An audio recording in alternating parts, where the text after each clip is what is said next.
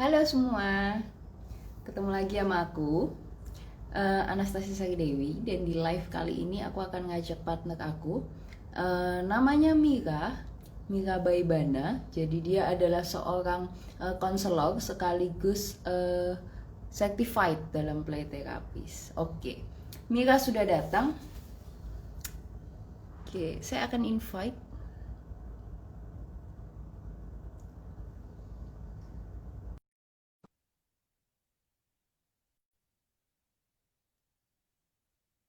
Halo.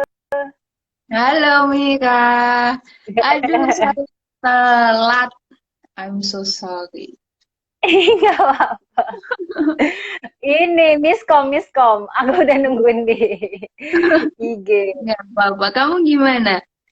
Hari ini padat banget ya. Tadi aku sempat lihat live kamu siang. Iya, Menarik. iya. Lumayan itu agak impulsif juga, agak mendadak tiba-tiba pengen membahas itu gitu ya.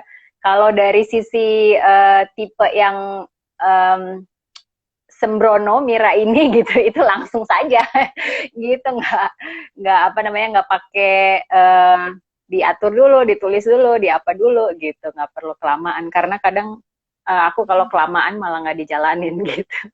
Bener-bener. Mumpung lagi pop-ups, idenya langsung dibahas ya, Mir. Betul, betul.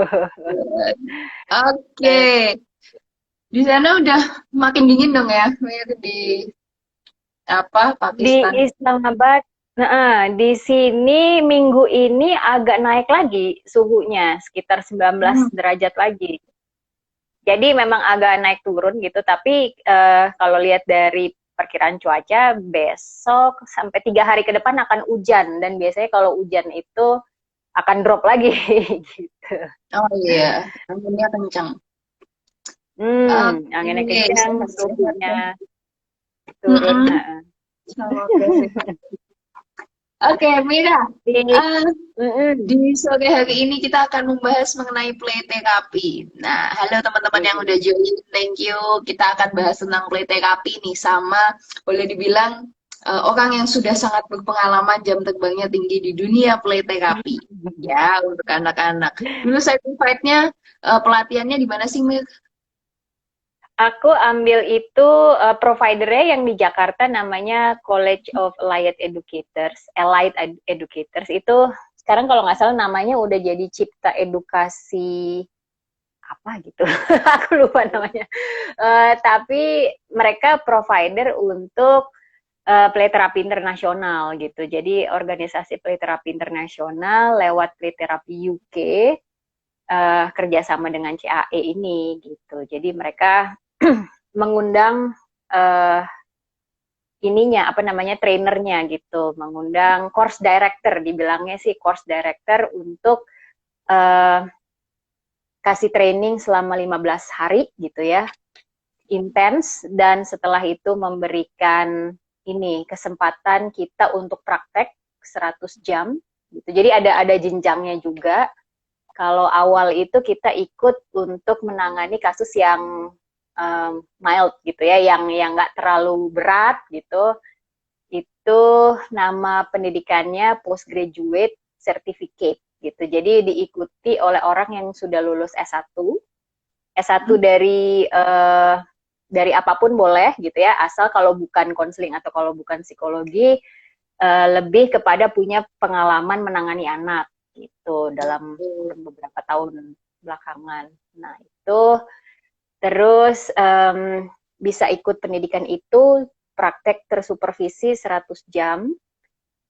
Supervisinya kalau dulu zaman saya, karena saya angkatan pertama itu tahun 2014, itu setiap 6 sesi harus ada 1 kali ketemu dengan supervisor gitu, dan supervisornya juga yang diakui dan terakreditasi dari Play Therapy Internasional itu gitu. Oke, menarik Jadi ya. jadi Klasifikasi prakteknya kasusnya nggak macam-macam. betul, dan dulu tuh karena angkatan awal tuh nyari tempat praktek sendiri gitu, nyari bener-bener bikin proposal, kirim ke sekolah, kemana-kemana gitu, dan apa namanya, jadi jadi juga membuka wawasan orang sih, apa sih play terapi, kenapa play aja mesti pakai terapi gitu. Emangnya anak-anak nggak kurang main apa gitu.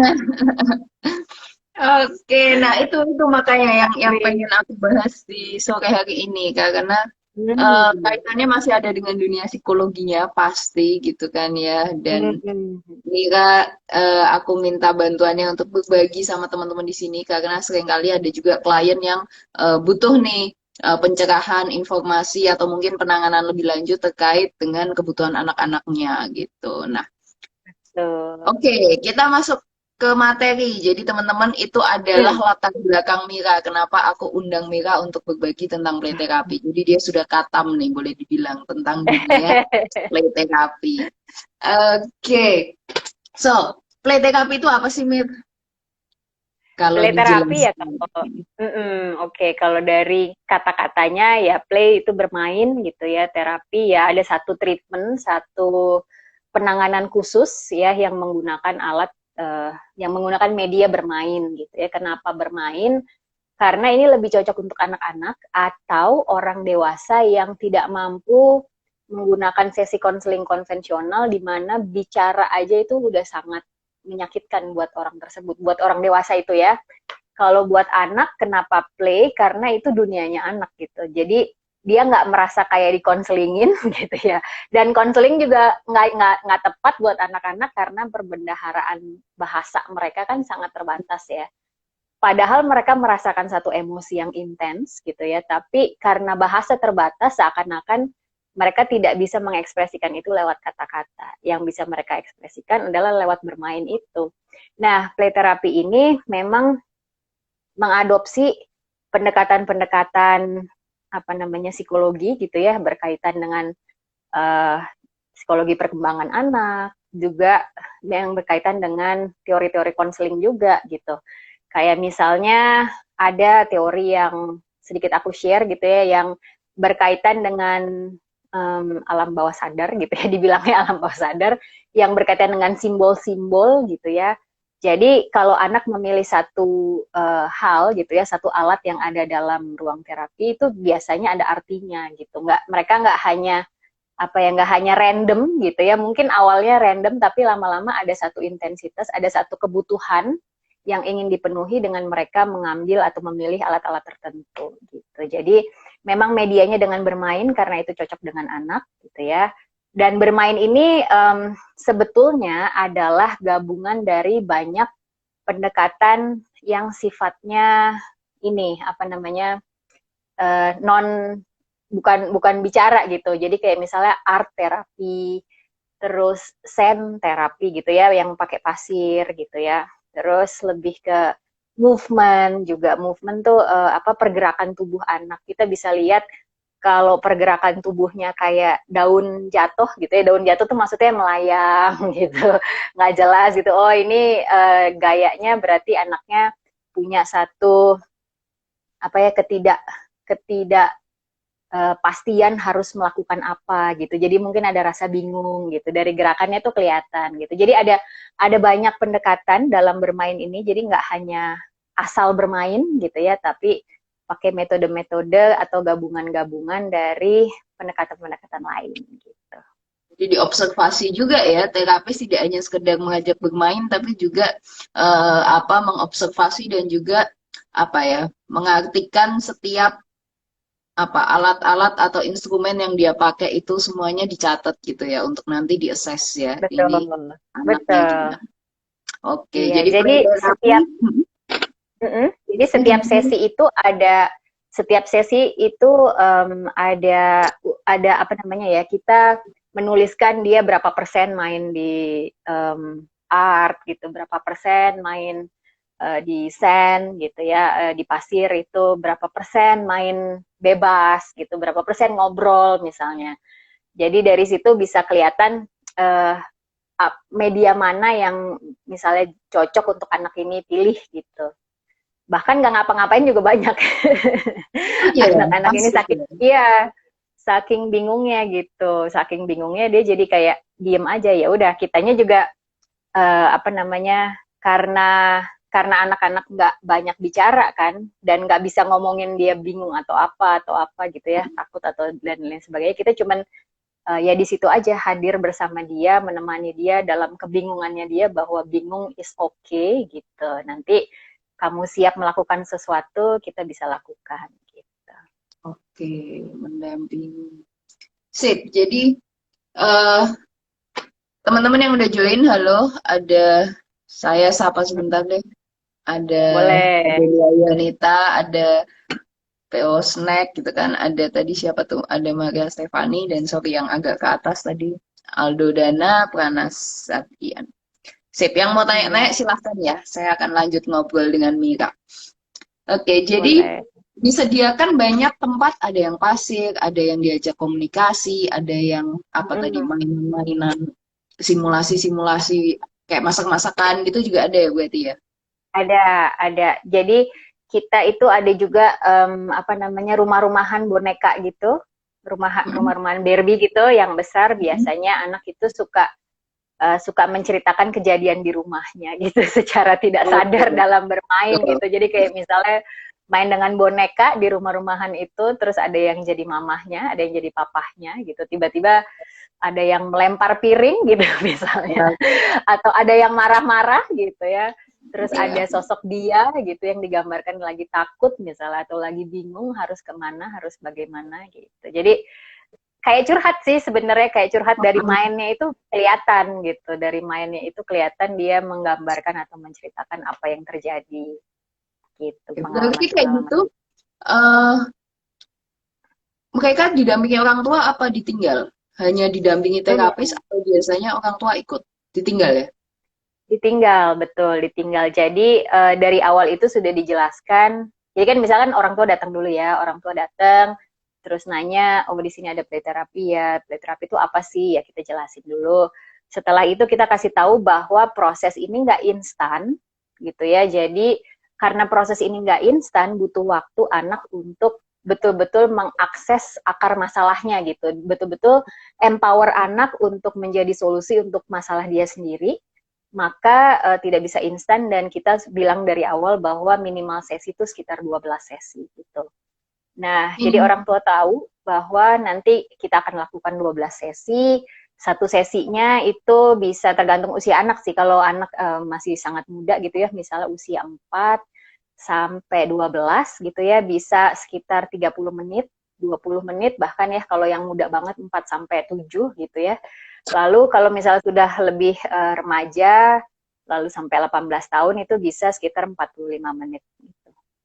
Jadi kita kasih tahu bahwa nanti akan sama play terapis, dan apa namanya, orang tua tidak perlu, apa ya, orang tua boleh bertanya pada anak, tapi anak tidak perlu menjelaskan gitu ya. Orang tua bisa bertanya pada play terapis apa yang terjadi, tapi tentu yang dijelaskan hanya apa namanya, garis besar saja gitu, garis besar yang terjadi gitu dalam sesi. Karena bisa jadi apa yang dilakukan anak dikasih tahu pun orang tua belum apa ya, oh gitu doang gitu, kayak oh gitu doang.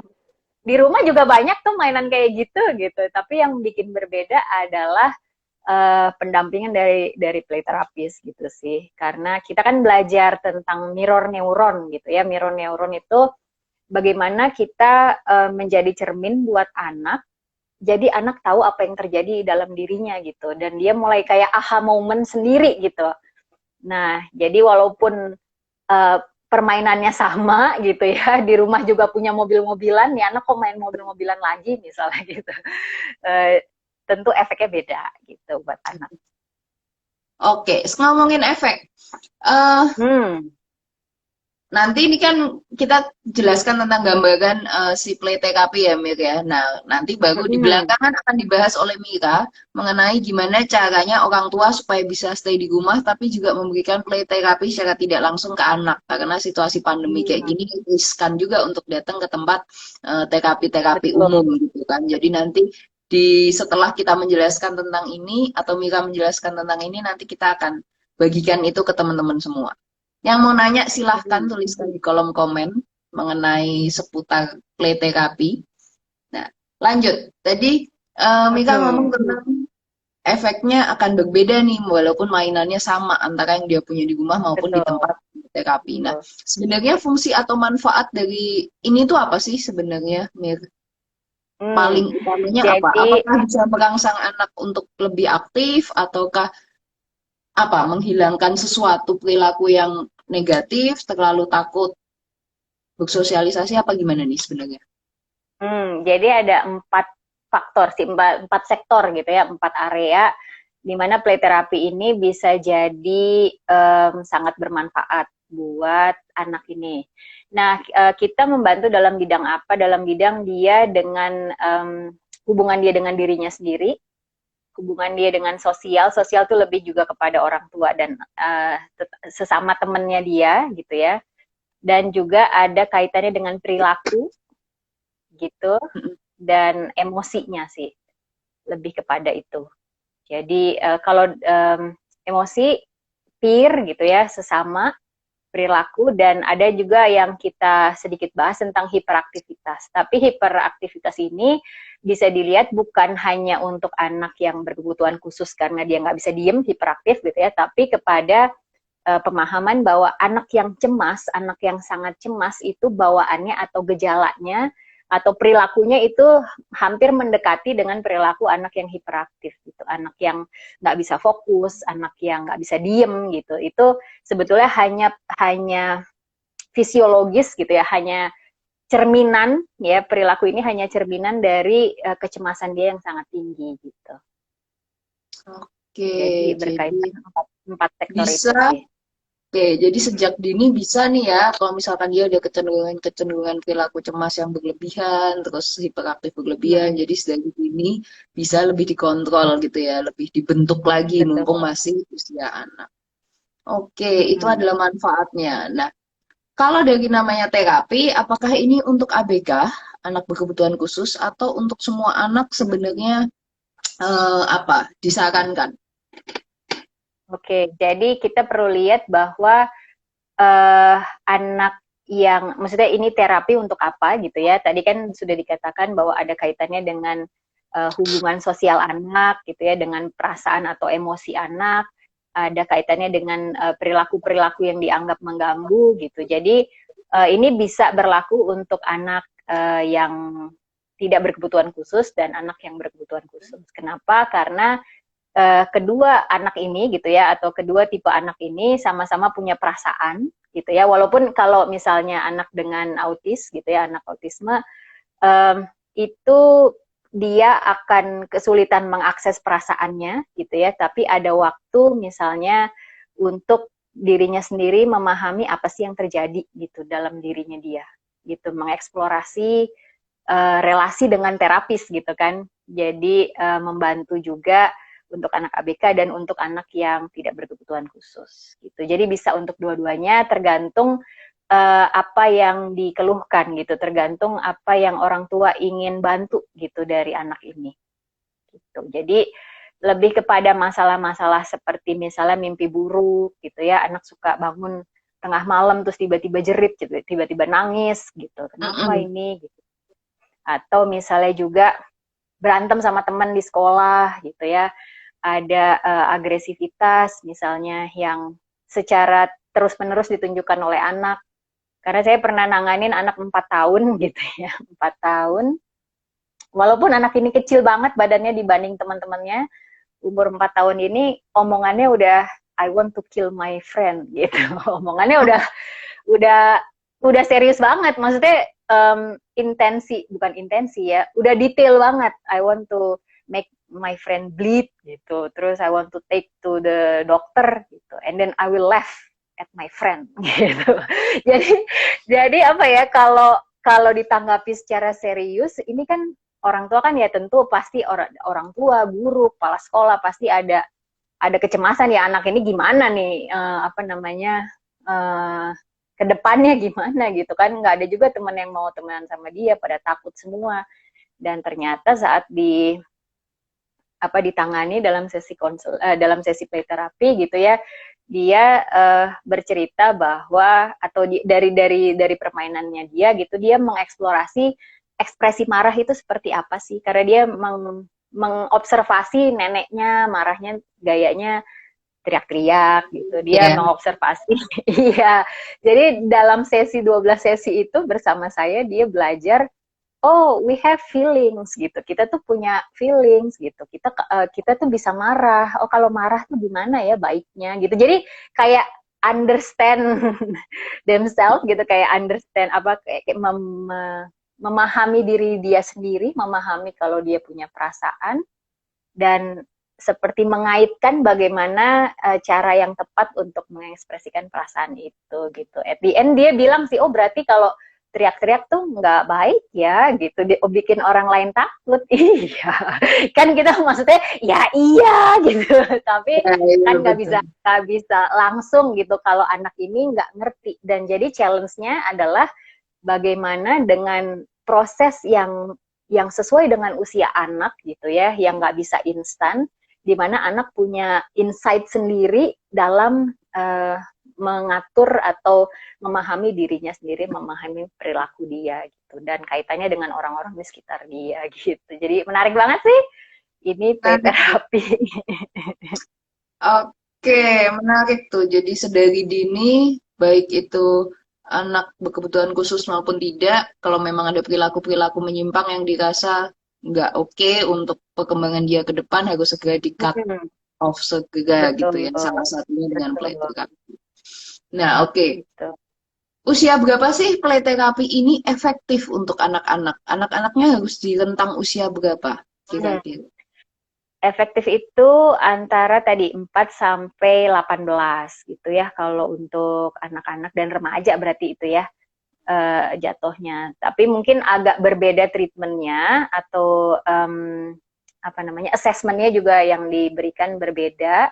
Kalau anak-anak 12, mungkin bukan 12 ya, lebih ke 8 ke bawah itu dia yang mengisi assessmentnya adalah orang tua. Jadi penilaian orang tua terhadap anak sebelum, setelah 6 sesi dan setelah 12 sesi gitu ya. Kira-kira ada perilaku-perilaku terkait kecemasan misalnya, atau perilaku-perilaku tertentu yang misalnya mencuri gitu ya.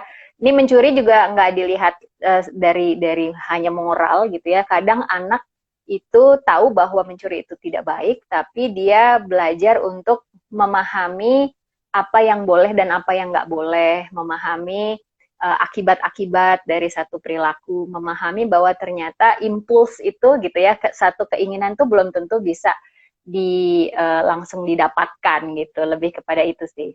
Dan juga kalau untuk yang lebih dewasa ini lebih kepada pemahaman dia dan apa namanya, dan orang tua sih. Jadi kayak mempertanyakan kedekatan gitu ya, kedekatan dengan orang tua artinya buat dia apa gitu. Jadi lebih mendalam sih menurut aku. Dan sebetulnya ini pun bisa dipakai untuk orang dewasa. Tadi Ya. aku juga pernah tadi sempat cerita bahwa apa namanya, orang dewasa yang punya hambatan untuk menceritakan pengalaman dia yang sudah sangat menyakitkan gitu ya, sehingga bisa dituangkan dalam bentuk gambar misalnya, dalam bentuk art, dalam bentuk permainan dengan tanah liat gitu ya, clay, atau apa namanya, buat ini tertentu gitu, buat art tertentu sesuai dengan apa yang dirasakan. Misalnya rasa marah gitu ya, rasa takut gitu, itu lebih bisa dimengerti dalam mengeluarkannya jadi satu bentuk gitu. Jadi kan kalau ngomong kan mengeluarkan dalam bentuk suara gitu ya. Kalau dengan play therapy atau dengan art, dengan sand, misalnya dengan tanah liat juga mengeluarkan, tapi ada bentuk tertentu yang nggak hanya dari suara gitu. Oke, menarik, menarik banget. Jadi tetap bisa dapat intinya, tapi apa ya, metodenya dibuat sedemikian rupa supaya anak-anak bisa all out apa adanya gitu ya. Betul, Oke. betul, Nah, betul. sekarang yang mungkin ditunggu-tunggu sama yang nonton nih. Oke, kalau misalkan play therapy itu manfaatnya sangat luar biasa tuh, bisa untuk mengubah Hmm, apa hal-hal yang negatif bisa dihilangkan atau mengungkap hal-hal yang mungkin nggak bisa diungkapkan sama anak secara verbal. Nah, sedangkan di Mm-mm, situasi sekarang agak sulit untuk bisa datang ke pusat-pusat terapi. Nah, betul. hal ini bisa dilakukan oleh orang tua nggak? Itu pertanyaannya, Mir. Dan kalau misalkan Hmm, bisa, orang tua ini tuh harus menyiapkan apa? Karena kan mungkin fasilitasnya tidak selengkap yang ada di tempat terapi ya, yang mungkin punya mm-mm, banyak mainan, banyak apa, rumah-rumahan baby dan lain sebagainya. Peralatannya mm-mm. terbatas, mainannya terbatas, atau mungkin bahkan eh, apa ya, anak udah bosen sama mainannya, terus apa yang harus dilakukan oleh orang tua supaya bisa tetap melakukan play therapy ini untuk anak. Gitu. Hmm. Silakan.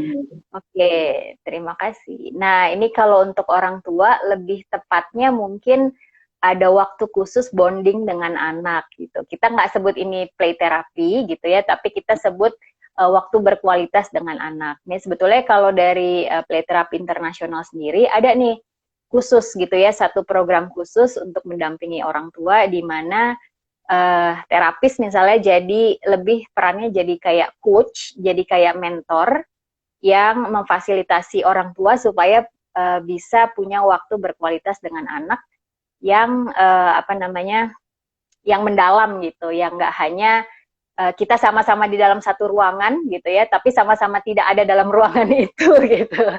Kan sering banget kita duduk sama-sama gitu ya, tapi yang satu sibuk main HP misalnya, yang satu anaknya pengen diperhatikan, sedangkan kita merasa ada hal lain yang harus dikerjakan gitu. Nah, dalam apa namanya program filial gitu, ada sebutannya tadi filial. Sebetulnya apa sih yang dilakukan oleh coach atau oleh mentor gitu ya? Ini lebih kepada awal-awal tuh mengajarkan orang tua tentang attachment. Nah, kalau kita mau bonding sama anak gitu ya, kita cek dulu nih cara kita berelasi dengan anak nih lebih apa nih? Lebih yang nuntut terus gitu ya, nagging, yang serba cemas gitu ya. Nah, kalau serba cemas berarti kita belajar untuk cek dulu mana yang perlu dicemaskan, mana yang sebenarnya nggak perlu dicemaskan. Jadi saat bonding sama anak, saat menyisihkan waktu paling tidak 30 menit aja untuk anak gitu ya, betul-betul hadir, handphone ditaruh gitu ya, semua distraksi gitu dikesampingkan gitu ya, kerjaan-kerjaan dikesampingkan, 30 menit aja hadir untuk anak, tatap matanya anak langsung gitu ya, apa namanya mengikuti kemauan anak. Nah, ini lebih baik daripada kita seharian sama anak tapi nggak fokus ke anak gitu. Jadi ya dari yang akan memberikan efek berbeda adalah cara kita menghadapi anak sebetulnya, bukan kepada mainannya apa, karena mainan bisa apa saja, bisa nggak pakai mainan apapun gitu ya. Karena saya pernah mendampingi orang tua hanya menggunakan ini hide and seek, uh, Hmm, tak umpet, petak umpet.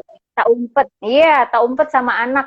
Ini anaknya umur 5 tahun gitu ya, tak umpet sama anak, anaknya happy banget dan orang tuanya tuh ya Allah gini doang aja gitu ya, gini aja ternyata bikin anak happy ya, kenapa dari kemarin-kemarin nggak bisa gitu ya. Jadi Ya, mungkin ini. lebih kepada iya kemampuan untuk hadir, kemampuan untuk tidak langsung bereaksi gitu ya, ah kok kayak gitu ya. Dan misalnya kita terlalu cemas gitu ya, nggak terlalu pusing gitu ya, membiarkan anak menuntun gitu. Kalau biasanya kita yang main ini aja, maksain gitu. Nah, sedangkan anaknya nggak mau main itu dan anaknya pilih main yang lain dan kita merasa kok nggak mau ya, kok nggak mau main sama kita ya gitu. Jadi ikutin anak dan apa namanya um, lebih apa ya, lebih lebih hadir, lebih mau tune in lah ke anak gitu. Itu yang lebih disarankan. Apalagi kalau zaman pandemi ini kerja dari rumah juga, stres tinggi gitu ya, anak baru ada satu perilaku sedikit gitu yang menurut kita sudah sangat terganggu karena kita punya stres yang tinggi juga, jadinya langsung gitu, langsung keluar semua marah gitu ya, sampai akhirnya nanti kita sendiri yang merasa bersalah. Nah, jadi saranku adalah kalau untuk orang tua di rumah, sekarang sisihkan waktu aja 30 menit, dan 30 menit ini apa namanya konsisten gitu dilakukan di hari yang berbeda tentu ya, tapi di jam yang sama. Misalnya sore gitu ya, ya sekarang kayak jam 5 sampai setengah 6 gitu ya, tapi kita betul-betul ada buat anak gitu. Itu aja udah tantangan sebenarnya. Ya, Udah betul, tantangan betul, untuk betul. bonding sama anak gitu. Kenapa jamnya harus konsisten tiap hari harus jam itu, Meg? Itu pertanyaan Beda bagus ya? karena anak itu akan merasa aman, akan bisa mengendalikan keadaan gitu ya, tidak cemas akan ketidakpastian karena ada yang bisa diprediksi sama dia. Gitu, ada rutinitas yang bisa diprediksi sama dia. Jadi kayak misalnya schedule nih ya, schedule jam segini sekolah, jam segini sampai jam segini makan siang, jam segini sampai jam segini tidur siang. Itu dia karena tahu apa yang akan terjadi, dia pede gitu. Dia tahu apa yang akan terjadi, apa yang bisa diharapkan dari dia, apa yang bisa diharapkan dari orang lain gitu. Dan nggak ada kecemasan di situ karena dia bisa menebak gitu ya, bisa memprediksi apa yang akan terjadi.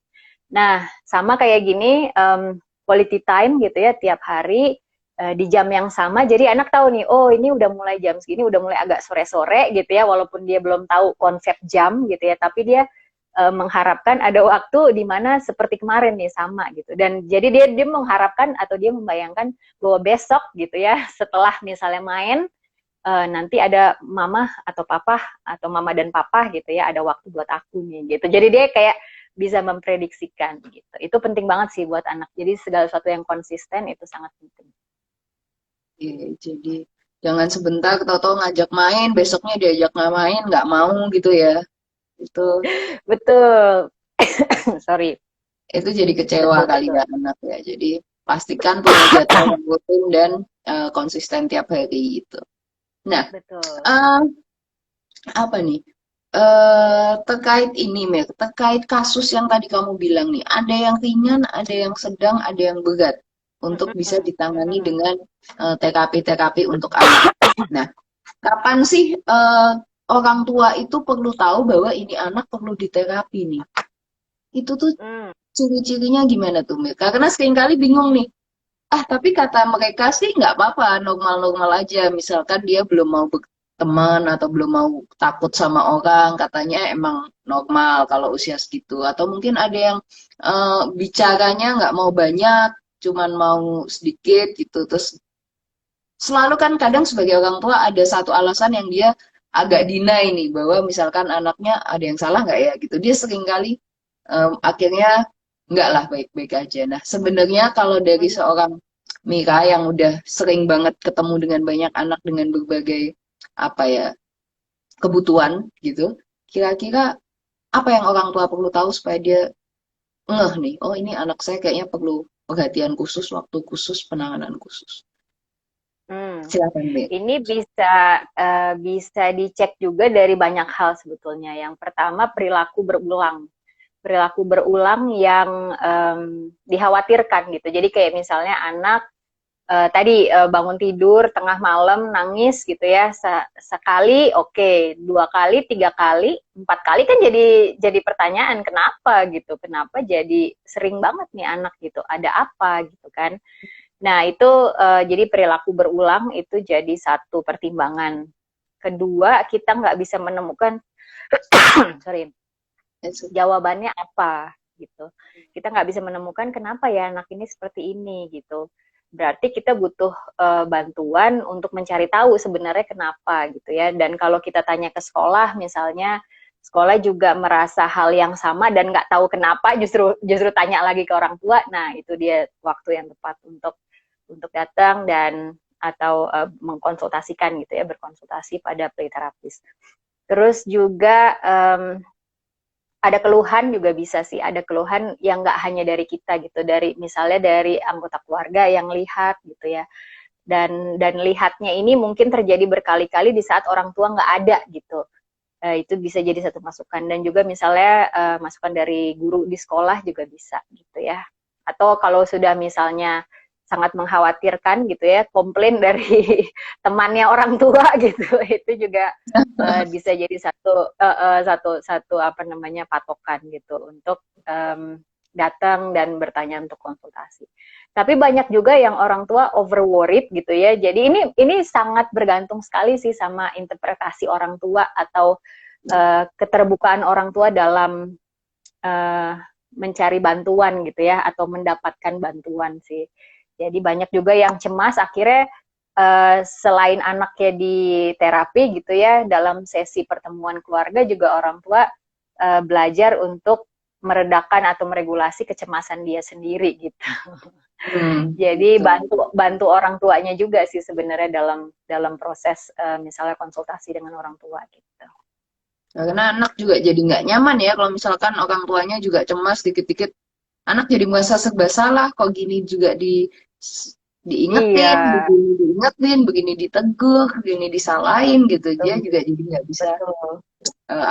mengaktualisasikan dirinya. Nah, Betul. eh, teman-teman yang masih ada di live ini, silahkan kalau misalkan mau ada pertanyaan boleh disampaikan. Nanti Mega akan menjawab sembari menunggu kalau misalkan eh, belum ada yang tanya, aku lah yang pengen tanya nih Mega. Jadi bayanganku itu eh, anak-anak ini kan susah fokus ya. Jadi gimana caranya supaya orang tua bisa apa nih? Tips and trick yang biasanya terapis lakukan supaya anak bisa duduk anteng, terus bisa dengerin terapis atau ngikutin arahan terapis itu gimana? Sedangkan kalau sama orang tua mungkin setengah mati susahnya, padahal harusnya lebih deket, tapi kok lebih nurutnya sama Betul. terapis, itu gimana pendapatmu, Mir? Nah, ini ya biasanya kalau sesi konsultasi aku juga suka kasih arahan apa yang harus dilakukan orang tua di rumah. Nah, kalau dalam hal ini gimana membantu anak supaya fokus karena anak itu punya energi, ya punya apa namanya kebutuhan untuk melepaskan energi yang ada dalam dirinya, maka itu yang pertama difasilitasi. Jadi ada waktu untuk olahraga, ada waktu untuk gerak, ada waktu untuk dia bisa teriak gitu ya. Jadi kalau ini nggak difasilitasi, maka ini akan selalu terbawa dalam aktivitas dia sehari-hari gitu. Coba cek deh, mungkin orang tua ingin anak diem tapi tidak memfasilitasi anak supaya gerak gitu, anak supaya apa namanya lebih aktif gitu. Nah, jadi di saat dia harus diem ya dia nggak bisa karena dia pengen gerak kan gitu. Nah, kalau ada kegiatan ya ada waktu tertentu misalnya anak diperbolehkan bermain bebas gitu ya yang dia bisa gerak, yang dia bisa jempalitan istilahnya ya, nggak terlalu kita pusing, nggak terlalu kita khawatirkan, itu nanti di saat anak apa namanya kita minta untuk lebih fokus gitu ya, itu bisa lebih terkoneksi sih gitu. Jadi kasih fasilitas juga, kasih apa namanya kasih jalan juga gitu, kasih jalan juga kalau kita ingin sesuatu yang lebih spesifik gitu. Itu jadinya. Bebaskan dulu Ini supaya ada dia merasa puas gitu ya. Nanti dia akan merasa betul. bahwa dia ini, oh dia nih ngerti nih aku lagi mau apa, lagi mau main, lagi mau apa kek, teriak-teriak, lagi mau loncat-loncat, dibolehin. Berarti dia bisa ngerti aku. Jadi lebih terbuka, lebih dekat, dan pasti anak juga jadi nurut ya kalau misalkan dikasih tahu. Jadi mungkin itu jadi catatan buat orang tua supaya tidak melulu satu arah aja ya Mir ya, untuk Betul, ngasih betul. maunya mereka. Iya, satu arah dan nggak terlalu fokus sama apa yang diharapkan aja gitu. Karena Oke. ada banyak sisi yang mesti dibuka juga sih wawasan orang tua bahwa anak tuh kompleks gitu, anak tuh punya banyak kebutuhan bukan hanya memenuhi kebutuhan orang tua aja gitu kan.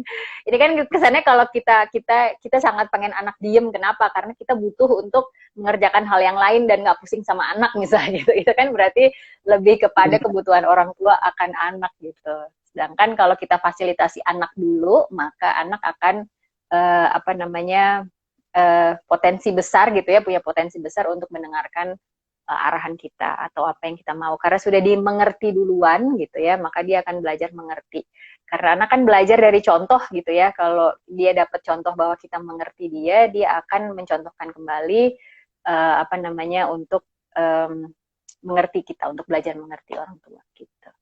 Ini ada pertanyaan nih, Betul, ada pertanyaan dari Theodora Juna. Saya dulu ada teman punya anak perempuan seumur anak saya. Jadi sekarang itu sekitar umur 3 tahunan.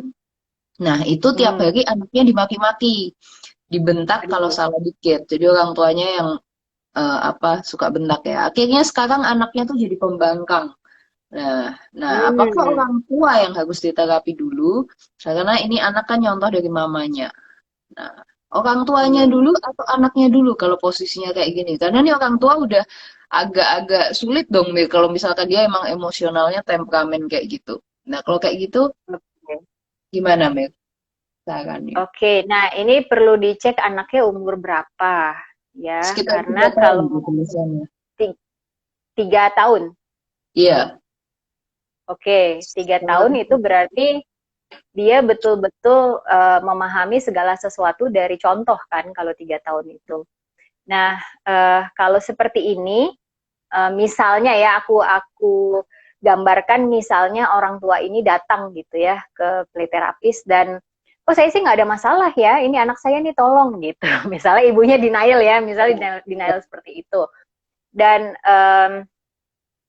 apa namanya, selama saya menangani anaknya gitu ya, dan misalnya keluar dari anaknya ini bahwa dia tadi seperti contoh klienku yang sebelumnya dia belajar gitu ya bahwa marah itu seperti ini dan apa kita tuh bisa memaki-maki orang gitu ya ya karena dia dicontohkan seperti itu maka ini akan saya bawa dalam proses konsultasi dengan orang tua gitu apakah orang tua ini apa sih apa pendapat atau pandangan orang tua terhadap marahnya anak ini kira-kira asalnya dari mana ya gitu. Jadi di awal juga udah ditanya sih sebetulnya dan biasanya orang tua ada yang denial, ada juga yang ngaku gitu. Ada yang denial dan ada yang ngaku. Nah, kalau sudah mulai terbuka gitu ya bisa juga aku ajak untuk berpikir Ibu, ini kalau saya tangani anaknya tantangannya adalah setelah sesi terapi selesai nih misalnya 12 sesi dan dia kembali pada lingkungan yang sama maka sia-sia nih kayak buang uang aja gitu kayak buang uang aja 12 sesi ini karena anak akan jadi kembali lagi pada pola yang sama karena keadaan di rumah kan tidak berubah gitu. Jadi ibu mau anak ini diterapi buat ibu atau buat saya atau buat anak gitu. Kalau buat saya sih happy aja gitu ya. Anaknya nggak berubah gitu. Jadi saya kadang Betul. suka menantang gitu ya, menantang seperti menantang dalam arti lebih apa ya carefrontation gitu ya, mengkonfrontasi dengan kepedulian bahwa what do you want nih sebenarnya gitu. Kalau kalau mau perbaiki anak berarti ada hal yang harus diubah juga gitu. Mungkin saya lebih menyentuh mungkin ada rasa ketidakpuasan gitu ya. Jadi kayak di awal tuh dalam dalam konsultasi saya suka ada sedikit konseling orang tuanya sih sebenarnya sedikit gali gitu ya. Apakah ada rasa marah, apakah ada ketakutan sendiri. Jadi misalnya juga kalau sisi lain ya misalnya kalau ini kan ibunya yang marah-marah gitu ya, biasanya yang bawa itu adalah ayahnya gitu, bawa anak ini ke play terapis tuh suka ayahnya gitu dan dia komplain, iya ini karena ibunya gitu. Nah ada juga yang kebalikannya gitu, istrinya misalnya yang bawa anaknya karena suaminya marah-marah. Nah kalau yang bawa kebetulan adalah ibunya, berarti saya akan gali apa sih hal yang jadi trigger marah di rumah gitu. Ada kira-kira ini belajar belajar untuk memaki-maki ini pola yang udah lama atau pola baru muncul karena satu hal yang bikin stres gitu. Jadi menggali juga supaya ada kemungkinan ada situasi kondusif ya yang siap menerima perubahan anak gitu. Karena kalau tidak dibarengi perubahan dari orang tua dengan perubahan anak selama sesi, clash akhirnya gitu. Karena banyak komplain nih misalnya ya kalau kalau orang tua tidak dipersiapkan banyak komplain misalnya orang tua datang anaknya anak saya ini pendiam banget deh nggak ekspresif gitu saya tuh khawatir gitu terus sudah 12 sesi anaknya mulai mama kok kayak gitu sih mama kok gini terus dia komplain Mbak ini kenapa ya anak saya kok jadi ini banget kurang ajar ya sekarang gitu waduh gitu kan jadi Jadi kita persiapkan juga orang tua bahwa kalau anak akan berubah nanti, orang tua juga bersiap untuk apa namanya, kondusif dengan situasi yang apa namanya, menerima perubahan anak dan ada perubahan yang cocok juga. Jadi sama-sama jadi lebih baik gitu. Menarik sekali nih. Menarik. Ada nggak sih Mir, kasus yang susah banget ditangani dengan Susah play banget therapist ditangani. yang supaya orang tua Oke. ini tahu bahwa oh kalau udah sampai kayak gini saya kayaknya apa ya harus butuh penanganannya jauh lebih kompleks nih nggak cuma dirangsang dengan Hmm. terapi-terapi mainan tapi harus benar-benar ditreat secara khusus gitu supaya nggak terlambat. Nah Hmm. itu tuh kasus-kasus apa? Apakah anak-anak yang sudah didiagnosa misalkan ada eh, gangguan tertentu atau punya kebutuhan khusus itu harus udah nggak mempan dengan play terapi harus terapi yang lain atau Hmm. gimana? Mm-mm. eh Kalau untuk mempan nggak mempan, ini kita bisa coba dalam sesi yang panjang sih. Karena mungkin kebutuhannya ada berlapis-lapis gitu. Kayak misalnya ada saya pernah tanganin yang agak agak apa ya, agak berat gitu ya menurut saya, itu anak usia 15 tahun, laki-laki Mm-mm. gitu ya, badannya bongsor gitu. Tapi dia punya apa, dengan autisme gitu ya. Dan masalahnya awalnya ibunya bilang, saya ini suka takut ya, dia suka menyakiti diri sendiri gitu. Tapi ternyata setelah beberapa sesi mulai kelihatan keluar adalah dia merasa sedih orang lain memperlakukan dia dengan berbeda gitu, atau dengan kasar. Kayak misalnya orang dia pergi ke satu supermarket gitu ya, dan orang tidak tahu bahwa dia punya autisme gitu ya, dia punya autisme, dan orang langsung hey gitu, langsung langsung menegur, langsung dengan kasar gitu ya.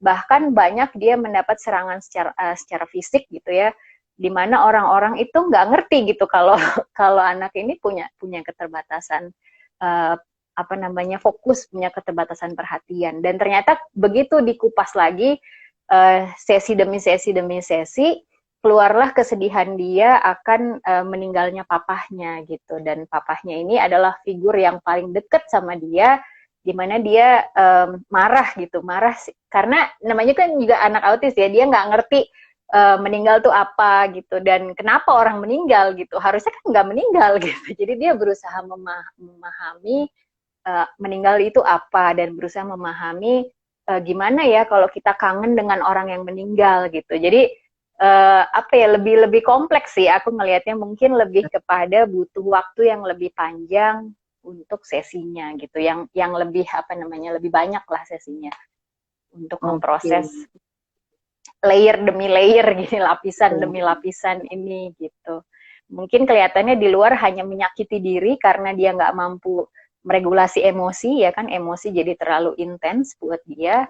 Dan kebetulan kalau anak autis itu misalnya dia pusing dengan apa ya, dengan sensasi yang berlebihan gitu, dan itu memang secara fisiologis jadi pusing gitu kan, kayak kita stres gitu ya, terlalu banyak beban, terlalu banyak tuntutan kan, kita bisa sakit kepala. Nah itu karena dia merasa sakit kepala, maka secara logis bagi dia adalah membenturkan kepala dianggap jadi sebuah obat gitu kan, supaya sakitnya hilang gitu. Nah ini yang apa namanya, dalam sesi play terapi kita bantu untuk memahami bahwa perilaku-perilaku seperti apa, menjedotkan kepala ke tembok, pukul kepala sendiri gitu ya, atau memukul kepala orang lain, itu sesuatu yang bikin sakit gitu. Jadi pernah juga dia ada tantrum gitu ya, saya apa namanya, pegang kepala dia gitu ya, dan dia memperbolehkan saya pegang, karena ini hal yang besar sih buat anak autis, karena dia kan sangat sensitif dengan sentuhan gitu ya, dan dia memperbolehkan saya pegang kepalanya dia, sedangkan dia agak jedut-jedutin apa, kena tangan saya gitu. Dan jedutinnya itu juga nggak apa namanya, udah berkurang gitu ya intensitasnya gitu. Jadi kita sampai pada pencapaian seperti itu sih, setelah berapa kali sesi itu ya, 36 lebih kali gitu. Jadi dia, iya, jadi Betul. ini emang mesti sabar sih, emang mesti sabar banget. Dan dia waktu itu tinggalnya di Bogor. Saya praktek waktu itu di Jakarta Timur. mamanya tuh kalau datang setiap hari pakai, bukan setiap hari ya, setiap minggu itu naik kereta, dan naik kereta itu pasti ada sesuatu. Jadi dia untuk jadi dia datang terapi tuh untuk selain memproses apa yang sudah ada, memproses juga apa yang terjadi selama perjalanan gitu. Benar-benar ini Terus sih perjuangan. setelah 36 sesi itu perubahan apa Meg yang nyata paling signifikan kelihatan? Mengurangi ini apa self harm itu. Udah Maksudnya jedotin kalau dia kepala marah ya ngejedotin kepala. itu Dia yang lebih berbeda. kepada berteriak gitu. Ya dia lebih kepada Komunikasinya, berteriak dan kenapa?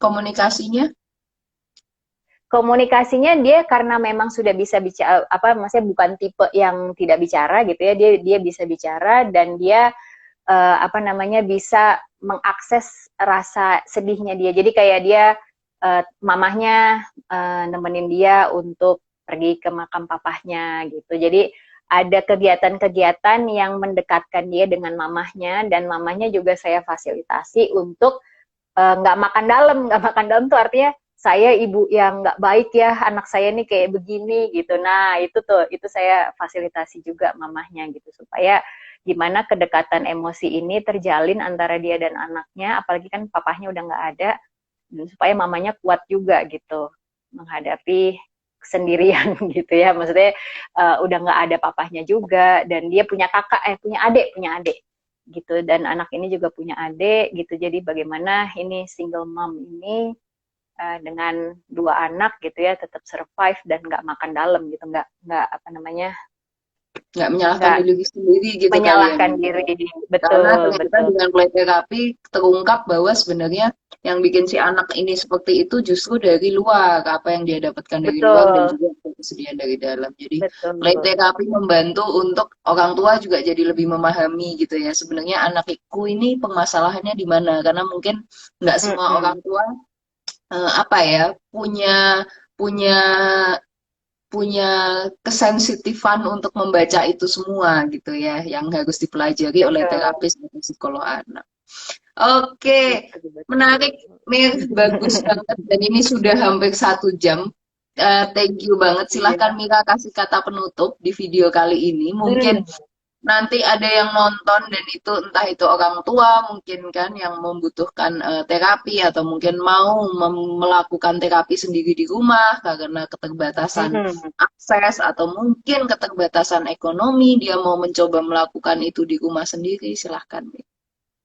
Oke, buatku yang terpenting adalah kita bisa hadir untuk anak sepenuhnya, gitu ya, bikin boundary. Boundary itu artinya apa yang jadi masalah kita, ya kita fasilitasi sendiri di satu saat yang berbeda dan nggak keluar atau nggak kita muntahkan gitu ya kepada anak, karena anak juga butuh figur kita yang betul-betul hadir buat mereka gitu ya. 30 menit aja main bersama anak secara konsisten dan secara full gitu ya, secara dengan perhatian kita yang penuh, itu sudah sangat berarti buat anak gitu ya. Apalagi tadi saya ini sarankan misalnya untuk main hide and seek ya, kalau anaknya bahkan anaknya umur 12 pun masih seneng main hide and seek gitu ya. Kenapa hide and seek ini penting? Karena saat anak ngumpet gitu ya dan saat kita mencari itu ada sensasi diinginkan gitu ya, kayak anak ini Menarik merasa nih. diinginkan, iya, Betul, merasa betul. dicintai, merasa dicari gitu, merasa bermakna, merasa berarti gitu ya. Nah, ini Iya. sensasi ini penting, di mana orang tua mungkin mikirnya alah cuma tak umpet doang gitu kan Iya. ya, tapi buat anak sensasi ini jadi terbayar gitu ya, dari misalnya seharian tidak bertemu dengan orang tua misalnya, sensasi seneng ini happy karena dicariin gitu ya, ini jadi terbayar penuh gitu. Nah kalau bisa dilakukan secara rutin ya, atau misalnya bikin sesuatu lah dari apapun itu atau masak sesuatu bersama-sama, yang penting kita lakukan untuk mengisi waktu kebersamaan itu penting daripada kita mikir yang kejauhan gitu ya. Dari kita mulai dari yang ada aja dulu gitu. Oke, jadi itu teman-teman dan mungkin papa mamah yang nonton video ini. Jadi play terapi sangat membantu gitu kan ya. Tapi kalau memang situasinya tidak memungkinkan seperti saat ini, mungkin tips-tips dari Mira bisa dipraktekkan di rumah. Dan yang paling penting adalah bukan terapinya, tapi kedekatan antara orang tua dan anaknya itu yang paling penting ya, Mira. Oke, Betul. thank you so much, Mir, buat sharingnya.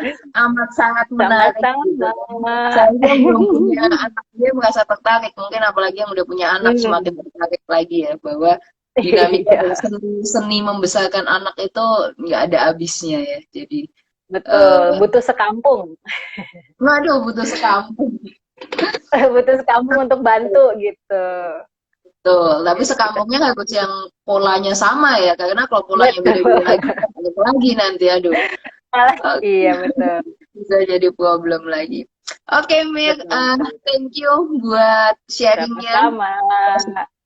Jam. Sama-sama. Jadi ini sangat-sangat inspiratif dan membantu, informatif banget. Nanti buat yang ketinggalan bisa lihat di IGTV. Tadi Mira udah jelaskan tentang apa itu play therapy, terus manfaatnya apa, bisa dipakai ke anak dengan karakteristik dan usia berapa, nanti tonton dari awal. Oke, Mira, Mm-mm. sehat-sehat di Islamabad. Salam untuk suami sama anak. Makasih, Sari. Iya, salam juga ya. Bye-bye. Bye.